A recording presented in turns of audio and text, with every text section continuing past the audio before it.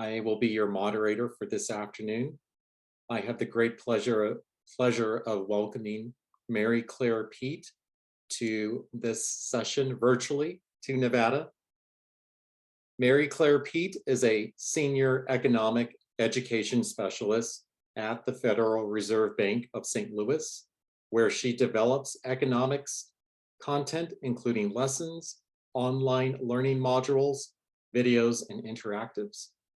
Prior to joining the Federal Reserve, she was the director of curriculum at Marginal Revolution University, MRU, and has held several other education-related roles, including middle school teacher, textbook editor, and data specialist. She is currently on the board of directors of the Journal of Economics Teaching. And lastly, she has a master's degree in education and a PhD in economics. And with that, I'll turn it over to Dr. Mary Claire Pete. Thank you. Welcome, everyone. I hope you guys are enjoying the conference thus far. There was a question about whether or not these slides will be shared. I'd be happy to send them to you after, but I don't know that the conference is going to be sending all of them out. Is that, Mark, do you know the answer to that? I don't think they will be sending them out, just the recordings will be made available. Oh, right. Okay, perfect. Yeah, so the recordings will be sent out. Yep, that's a great point. All right, so if you've ever attended a presentation by a Federal Reserve employee, I have to send this disclaimer before, what I'm about to say does not reflect the official positions of the Federal Reserve Bank of St. Louis or anyone in the Federal Reserve System. I don't think any of you thought that going in, but just want to make sure everybody's clear. Okay, so the roadmap today will be the following. The first thing we'll do is we're just going to play a fun game, learning about, hey, how do personal finance gurus think about personal finance questions versus how do these economists think about personal finance questions? And the specific topic we'll take is paying off credit card debt. And then we'll move more generally to looking at the tons and tons of resources that the Federal Reserve Bank of St. Louis has available for personal finance classes. Okay, so that means active learning lessons, videos, modules, interactives, etc. All right, so before we begin though, let's see. The first thing I want to do, Mark introduced me. I'd love to, hear from you. In the chat, if you could just say your name, grade level, subject, years taught, it'll help me sort of drive the conversation in certain places as well.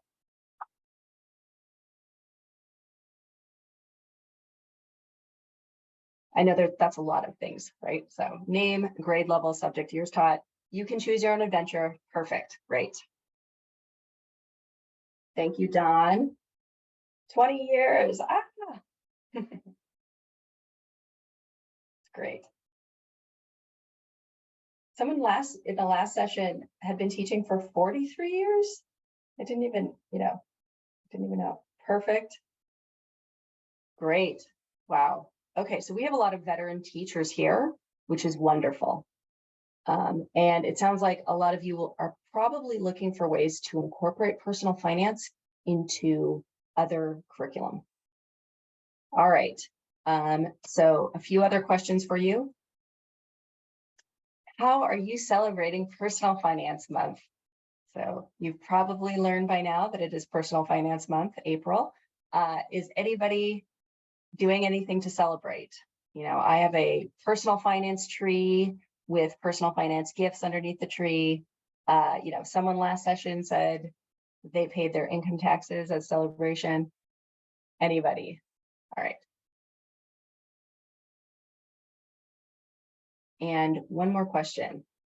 I would love for you to share what the most interesting thing you've learned thus far at the conference. What is one interesting thing you've learned from the conference? I know you've learned something.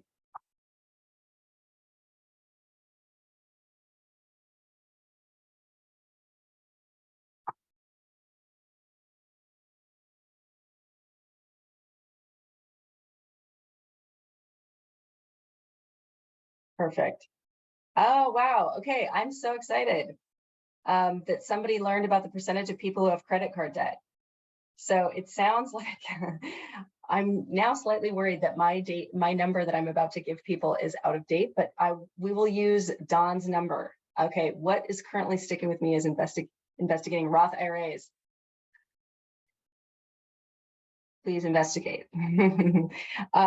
Wonderful. Okay, so learn about scholarship money and how to earn it. That's wonderful. There's so many resources available to students, actually. So, and it's really about search, and finding them. So that's great. That's really encouraging. Okay, so yes, Don, I will be leaning on you at one point in the, in the presentation, because I'm slightly worried now that my percentage of people with credit card debt question might be off by a tiny bit. All right, so when I pulled it. Okay, so we're gonna do quiz. So this is where you come into play, Don. All right. Oh, no. I just gave the answer. Okay, so what percent of Americans say they would not make a major purchase on their credit card unless they could pay it off immediately? Now, unfortunately, most of you probably saw the answer, all right? So the answer is, in fact, 75%, okay? And this is, people say, nope, not gonna make a big purchase unless I could pay it off immediately. I'm really, really careful with my money, etc. Now, what percent of cardholders carry a balance on their credit card each month? And this is where I'm going to go to you, Don, because I'm worried that this number may be slightly out of date. Is it higher? Oopsies. I'm having trouble getting to this answer. So Don says 65. Is that right? Okay, good. Okay, phew. I heard some other number earlier and got worried that mine might have been out of date. Okay, so yes, the answer is in fact 65%. Now, what this is trying to get at, if you haven't, because I spoiled it by showing the answer, that first sentence is really about what people say they do. Okay. Oh, I would never make an impulse purchase that I couldn't afford, and that is what we would like to, that is what we say, yet 65% of us actually do in fact carry a balance on our credit card, right? So what we say we would like to do versus what we actually do is different. And the main point here is just to drive home, most of us have credit cards, and many of us have credit card debt. This is a fact of life for many, many, many Americans. And so the question that I'm now going to pose to you, all right, and I'm going to try not to spoil it, be trigger happy with my hand. Okay, so the scenario I would like to give you actually is, if you had a credit card debt, okay, on two cards. So you have two cards and there's credit card debt on both of them. And you're trying to, you've been paying the minimum balance each month. You've been really good about it, but now you actually want to try and tackle paying it off a little bit faster than that, right? So you're like, hey, I want to set aside some money and I want to try and pay over the minimum balance for it. What's the best strategy for doing that?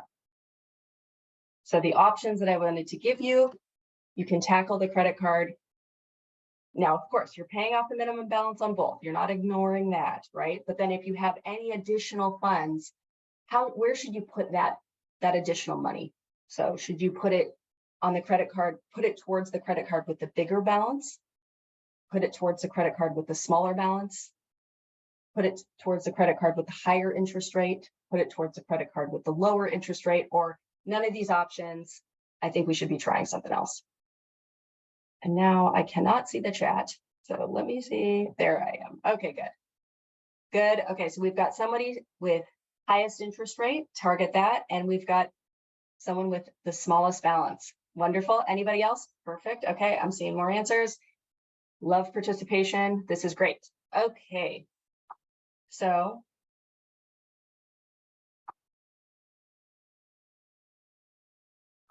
what we want to do now is just say, okay, well, what would the personal finance guru say versus what do the economists say when answering this question?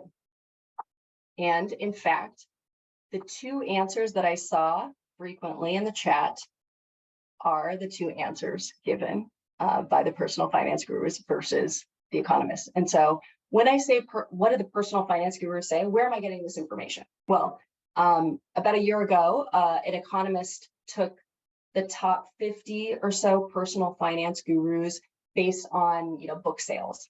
And he combed through all their books, looking at what advice they were giving, and sort of started to categorize those pieces of advice. And so for that question of, hey, how do you pay off credit card debt if you have multiple credit cards? Most personal finance gurus said, target that smaller balance first. So I think Dawn and a few others, you guys guessed this one, which is a very good strategy. And it's based on the idea of the quick win or the snowball method. And what this means is, say you've got 2 credit cards and one, only has $150 on it or something. Okay, and the other one has 3,000. Well, you're kind of thinking, man, if I could just, if you pay off that credit card debt, that $150, then you sort of like, hey, I paid off one of my credit cards completely. It's that quick win. It makes you feel good. And, you get to check it off the list. We all love doing that, right? Crossing something off our checkup list. And so, that is one of the options. And that's what most personal finance gurus suggest. Now, if you were talking to a more stodgy economist, what do they say? They say the higher interest rate first. And why they say that is, technically, if you're just doing an optimization problem, basically the credit card with the higher interest rate is charging you more money. You're paying more money. And so if you were to target that higher interest rate first, you would be able to pay off all of your loans or your credit card debt faster. And so you'd pay less and you'd be done faster. All right. So who's right? Anyone want to venture to guess here?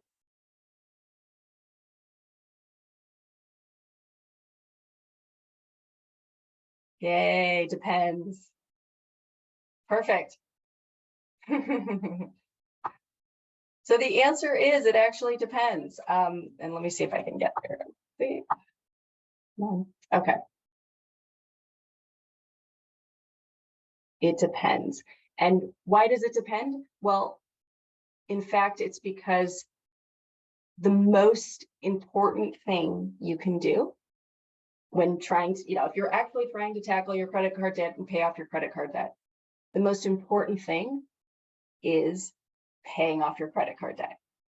And so if the snowball method works best for you, right? If you're the type of person who says, you know what, yeah, I would get totally motivated by paying off one of my credit cards completely, so then I can just focus on the other one. Like, even if it's not the most efficient strategy that you could possibly do, it is getting you towards your goal, and it hits your goal.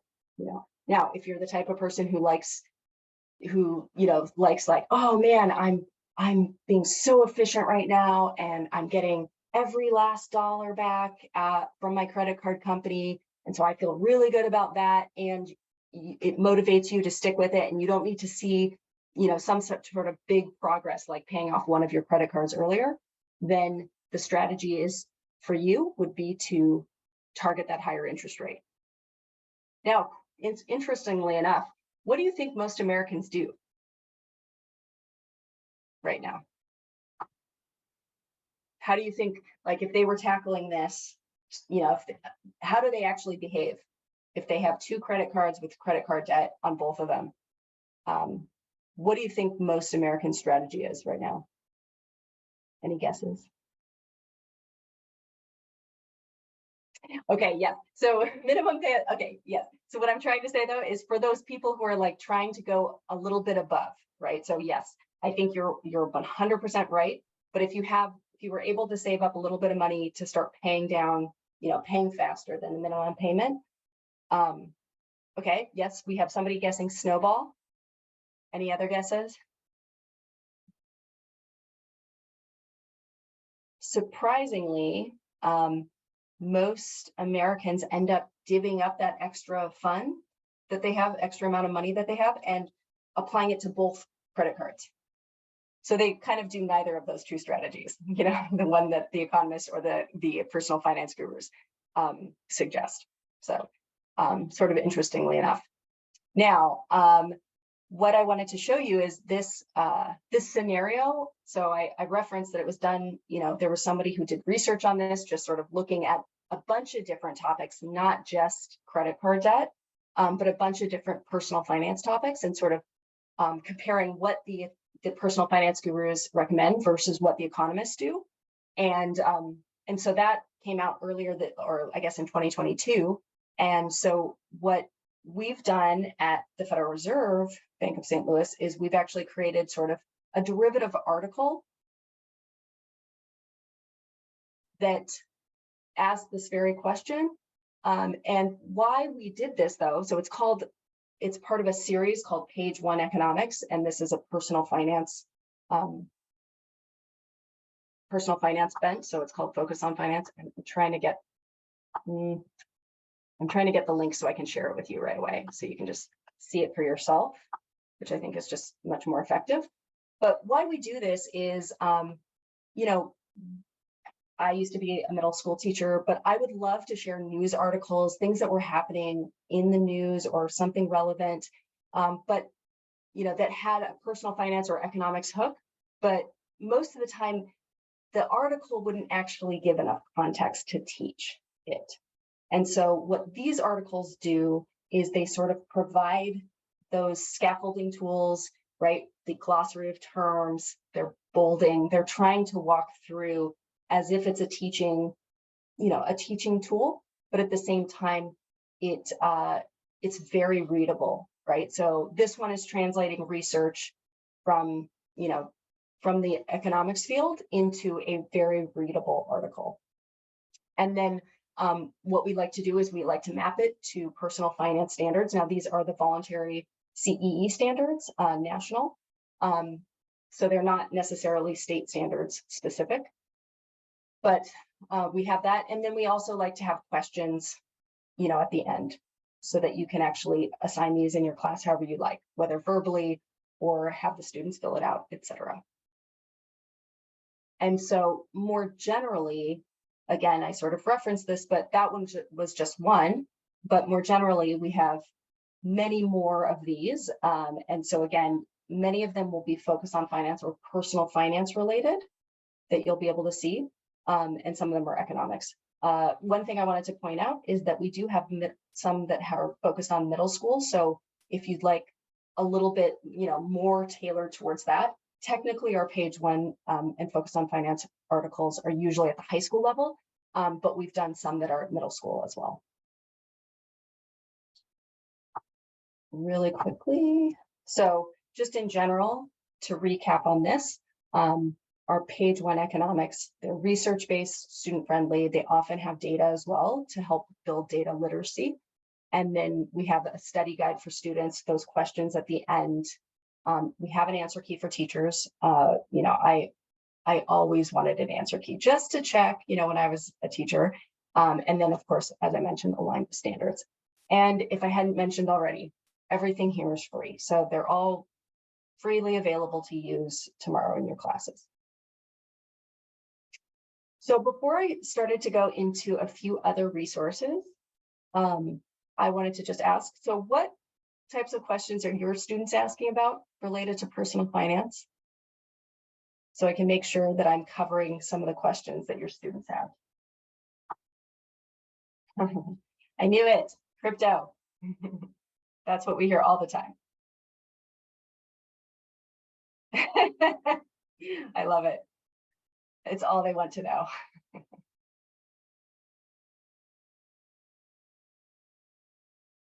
Perfect. Okay. Anybody else?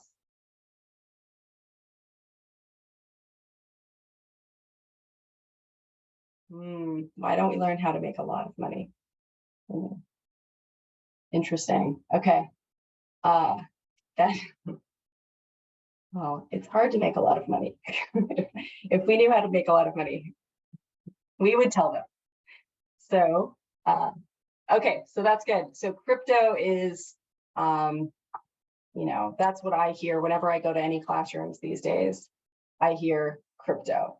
I also hear college or career, buying a car, and taxes, because 'tis the season. So I want to make sure that I'm hitting any of yours. Let's see, hard work, but they don't want to hear that. Yes, exactly. And then really quickly, just so I know, it sounds like a lot of you are not in the personal finance, like teaching an actual personal finance course, but I just want to hear what you're teaching next week. What topic are you teaching next week? It doesn't need to be personal finance. It could be something. I just want to hear. Yeah, that's a great question too. Kids are asked, why college? One does not make more money necessarily. That's true. And I think, okay, investing is one of the modules. Great. But I think that's a really great question that they're asking. Okay, investing. We've got investors. And but I wouldn't dismiss that question about from your students. I think that is a very valid point. And I don't know that we have this, or I wish we should have it if we don't. I've seen a lot of research on sort of looking at just the Bureau of Labor Statistics has sort of comparisons, average salaries of all different jobs and what how much education, et cetera, you need. And it's actually really interesting to look at. Okay, wonderful. So managing debt. Great. Managing debt. Wonderful. Okay. So what I'd like to see then is first, here, based on some of the, the general standards, this is what a lot of teachers are teaching these days. So what I wanted to show you first was active learning lessons that the Federal Reserve has, and then go from there. So the first thing, and I just want to make sure, cool. The first thing I wanted to show you is what I call the everything bagel. Yes, I have two of them, but this one I like more. And if you would like to just look at what the Fed has available related to personal finance, I think it's probably your best beginning one-stop shop, if you will. We have so many resources that you can get sort of overwhelmed. And this one, the reason why I like it is it's a full curriculum and it's active learning. And so it has several lessons that you can look at and use. And so all of them are active learning. I was going to showcase one here, this budget plan, budgeting. And the reason I wanted to show this one is just because it has a game built into it. So it's almost like the game of life if you played that as a kid. But first I wanted to show you, sort of what our typical lesson looks like, right? And so it has the standards and benchmarks at the end, because that can get too distracting if you start at the beginning. Just a quick description, grade level, appropriate grade level, concepts that will be covered, a compelling question, that thing that drives that lesson and that your students will want to return to at the end, and your student objectives. So then time required, materials, and then step-by-step procedure. Now, do we expect you to use every single thing here and follow every single step? No, you know your students better than we do, and you know what's going to work best in your classroom. And so what we try to do is provide you with a lot of different pieces, so you can pick and choose, or you can do the whole lesson. I can tell you, when I was first starting out in the classroom, I would have loved something like this, right? But then as you're more seasoned, which most of you are, maybe you want to skim through it and say, maybe I want to do this, maybe I want to do that. Let me see, have I already given this to you? This is the lesson for PDF, just for context. And so what I was going to scroll through is at the end. This is where they have the game. There's whoosh cards and jet stream cards. These are things that can happen. And they're basically picking up scenarios. So in addition to doing an actual budget, it's that reminder that, life happens to all of us. Unexpected things happen to all of us. And as you're planning, you can only plan so much. And it's also a reminder that, when you see another person's life, you don't know what's going on there. So many different factors are happening, and to have a little bit more empathy with others as well. Any questions before I move on? So the next one is related to investing.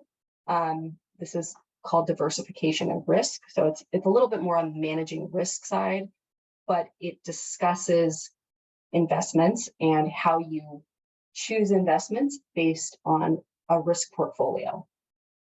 And the reason why I wanted to highlight this lesson in particular is because it opens with an egg hunt, or I don't want to call it an Easter egg hunt, but it opens with you will have your students search for all the eggs in the room, and as they collect all their eggs and put them in their baskets, it's that reminder of not to put all your eggs in one basket. It's a very bad dad joke, and then you go from there. Okay, so I will share this lesson as well.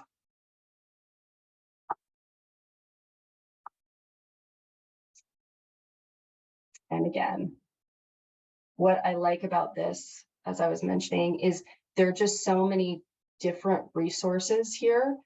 So many checks for understanding. It has the bell ringer, it has the exit ticket, it has a bunch of different things that you can use. And one thing to note here is we like to keep ahead on the science of learning techniques. So things that help your student retain information and become a more flexible learner. So things that we're trying to do will be spaced repetition and helping them get to transfer. The ultimate goal that you always want your students to be able to do is transfer a concept, right? So whatever they've learned, can they do near or far transfer? Near is something similar, it's just a slightly different problem. A far transfer is like a totally different domain, but the same principles apply. And so we are sort of mindful of that when we're creating our lesson plans.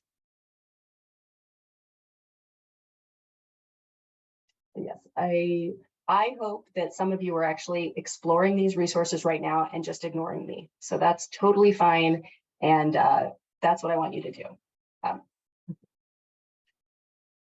Any questions before I continue? Oops. So actually, I'm going to go back here really quickly. Let me see if I can go back here.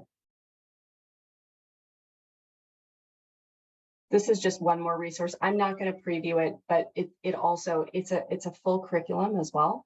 And so what I'd like to do here is show you,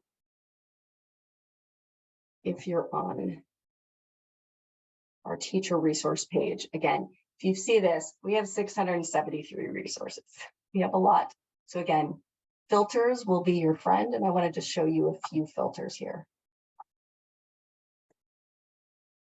So if you're the type of person who's really, really interested in active learning and not really interested in videos or interactives or online learning modules, the way I would do that, honestly, is I would start with instructional guides.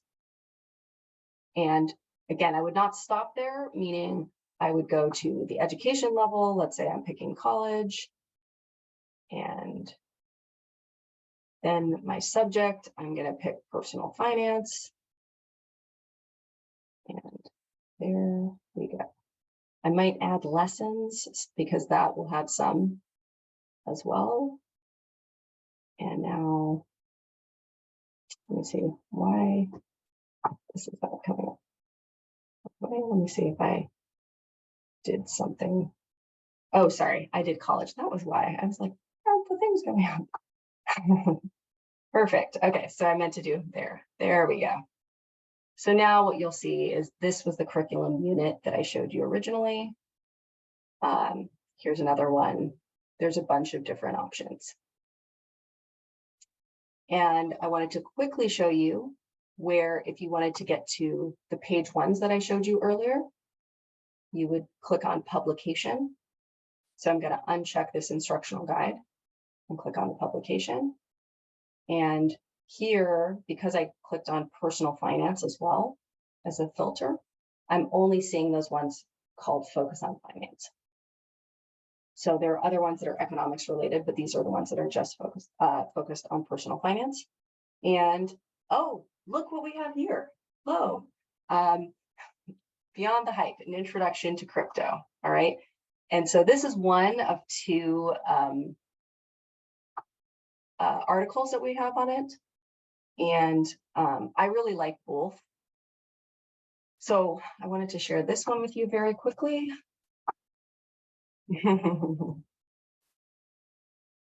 Great. And the reason why I like this one because it starts with the Super Bowl, 2 Super Bowls ago, when we had a lot of famous, actors and actresses sort of showcasing crypto to the world. So many of your students probably saw those ads, and it's a good place to start. But, and it starts with really like simple terminology too, because I think I'm pretty sure that like the finance bros are trying to use terminology that none of us can understand, right? So, even the term asset, like, what is that? What is that? But if you hear like people using lots of different language for the same thing, it can be really confusing. And so again, I really like this one, but we have one other one that I wanted to show you as well about related. So if you're thinking, gosh, I really like this, but I'd really like to assign it to my students and have it auto-graded. Well, you can do that, but that is through, Dawn doesn't want that. You can do that through our Econ Lowdown teacher portal. So it just depends which way you would like to do that. If you would like to just print up PDFs and send them to your students that have them read it, or read it as a class or something like that, then you can access it right here. If you are interested in having the students turn in their assignment, like actually answer those questions and have it auto-graded and have it all in one place for you so you don't have to do any of that, you can do that through our online teacher and student portal called Econ Lowdown.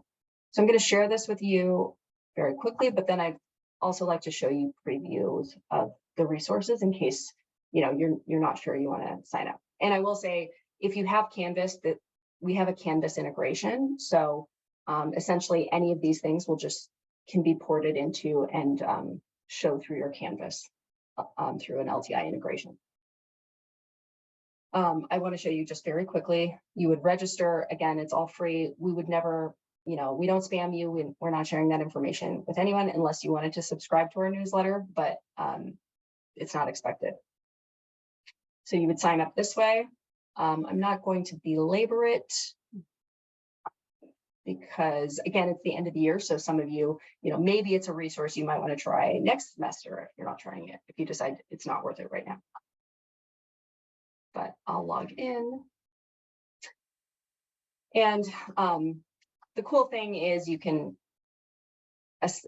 create classrooms and then add students to those classrooms. So if I have my personal finance picks, I can, if I wanted to, I could add students to the classroom. Usually the way I would do it was through a CSV. So I would just upload all of them and then they would get an email invite and they could do it. We also have single sign-on with Google. So if you're a Google school, they can do it that way. But I don't want to belabor this point. I just want to show you the resources right now so you can get a feel for that. So what I want to show you, again, we have 600 resources, so filters are going to be your friend. I'm going to show, just in the interest of time, I want to show you this way. So here is where I'm going to preview this resource really quickly. And I'm going to share it with you here so you can see it in Econ Lowdown. But what's cool about it is basically after you read it, you actually have all the questions here, and students will answer these questions, and then you see all of the results.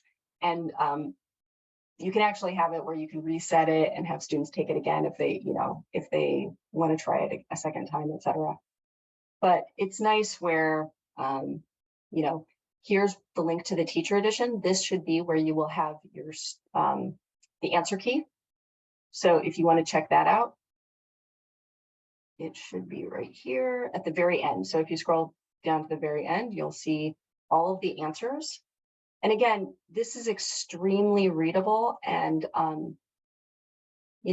like reading these page ones, and I learn something when I read them. Crypto is confusing, right? And so it is very new. And even if you think, hey, I don't want to share this with my students, you might want to read it to learn and see if you can learn something too from it. The thing that I like about our resources, this one and the other one that I want to show you now, is I think one of the best ways, let's see, trying to type and think at the same time. So one of the best ways to teach this subject, I find, is by thinking about how cryptocurrency performs as money and how it performs as an investment. And by doing that, you have some measurable criterion by which to judge it. And it's taking some of the opinion out of it, right? Because at the end of the day, it's very new, and we don't totally know the answer. And I would be skeptical of anybody who says that they're very sure of the answer. But economists, and I don't think this is in personal finance curriculum, although maybe in some, economists like to think about, hey, what is the function of money, right? And usually we say there are three functions of money. It's a store of value, it's a unit of account, and it's a medium of exchange. We define each of those three things, and then we say, how does crypto perform by each of these functions? And it doesn't perform all that well if you're just looking at it from that perspective of how does it perform as a function of money. And then you turn and you look at it as an investment. And you can start to look at it from that perspective of how does this perform related to stocks? How does this perform related to gold? And think about it in those types of ways, and you're just categorizing. So, crypto as an investment is extremely volatile, right? It's an extremely risky asset. It goes up and down a lot more than most investments if you're using it as an investment. And again, it's just helping the student see that, and using measurable outside data or benchmarks to evaluate it, if that makes sense.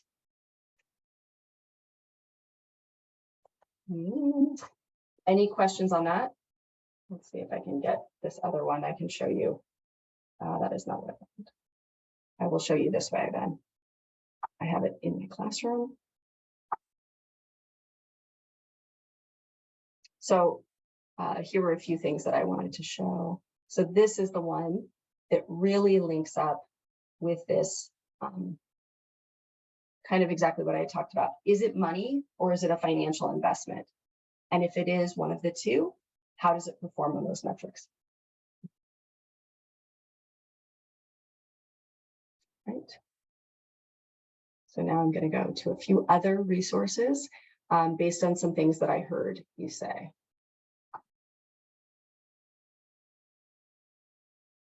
And I should say both of those that I highlighted are those page ones, focus on finance. So if you just want the PDF version, you can access that where I showed you earlier. So then I wanted to show one other one because I think that this is a very common question. Let me make sure. Okay, wonderful. Thank you. This is a very common question, which is, how do I afford a car? So again, we have lots of resources, but this one is dealing just with the idea of having a contract. What are the costs and benefits of car purchases? What's the full cost and benefit of a car purchase? And worrying about that interest rate. And so if we want to see what this looks like, it starts with the objectives. We always, or in most of our online learning modules, we'll have a pre and a post test, but then students will actually walk through the module as well. And I'd love to share that one really quickly with you as well. So let me go to the resource gallery so I can easily share it.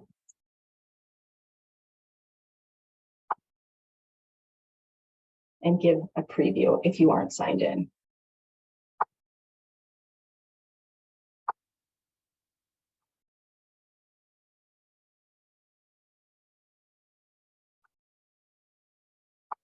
And then, one thing I wanted to highlight again, because I think somebody said that they were managing debt as one of their ideas, as one of the things that they're doing with their students next week. I wanted to show this one. Oops. Let's see. Is a video. And the video is called The Amazing $2,000 Pizza. And I'm going to preview that again so I can share it with you all.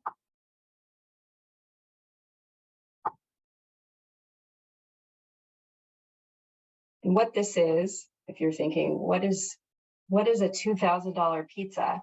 Well, what it's trying to get at is if you are purchasing things with a credit card and you are not careful,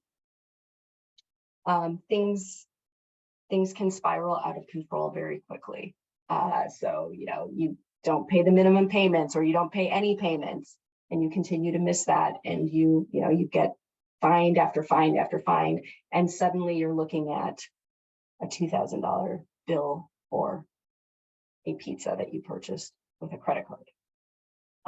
Now, this is an extreme example, but I will say, and I'm sure some of you also have stories like this. I had friends who went to college and they had those credit card companies were trying to promote their credit cards and give you a free t-shirt or something. And a lot of my friends didn't have the financial literacy skills at the time or realize what the implications were. And they got themselves into a lot of credit card debt without really realizing what they were even doing. And so it's important to sort of, prime your students for how to manage credit cards before it becomes an issue. All right, we've got 3 seconds left. And I just wanted to make sure that you had a lot of resources available, to showcase. We have a lot of resources available at the Federal Reserve, and just wanted to give you sort of this whirlwind tour of it. Oh, and the other thing I was going to say, the videos, if you use it in Econ Lowdown, you can, they have questions, and again, they're all auto-graded, etc. So what I would love, if you have any questions about any of the things that I've talked about, I would love to chat. Feel free to reach out to me directly with any questions, or just to say hi. We did not get to be in person, but I'm thrilled that I was able to virtually meet you, albeit briefly. So with that, any questions? Yes, and take a survey. Wonderful. Yes, we have a Canvas integration.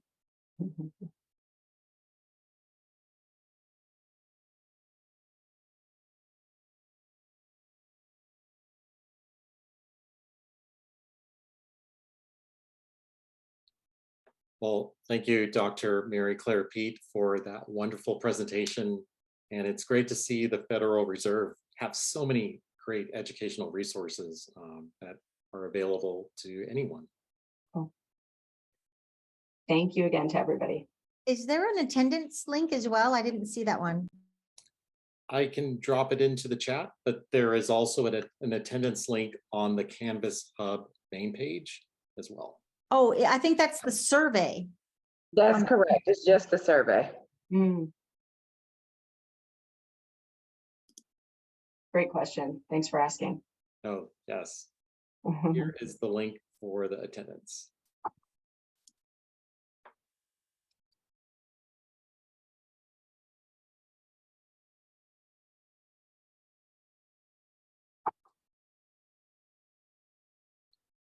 Well, again, thank you, Dr. Mary Claire Pete, for coming to Nevada virtually.